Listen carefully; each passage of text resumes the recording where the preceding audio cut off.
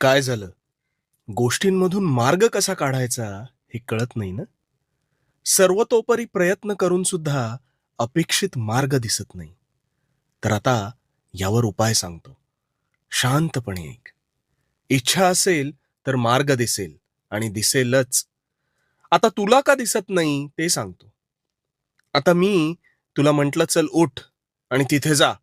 तर तू काय म्हणशील? कुठे? तेच तर महत्वाचं आहे ना. कुठे?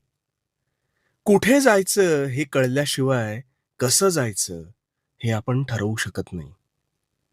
मुळात तू आज जे काही काम करतोयस, हे करायचं म्हणून करतोयस का ते तुझं खरंच स्वप्न होतं? याचा विचार कर. का फक्त उदरनिर्वाह आणि समाज काय म्हणेल या भावनेने तू ते करतोस? कारण कसं आहे ना, अंधारात बाण मारून वाट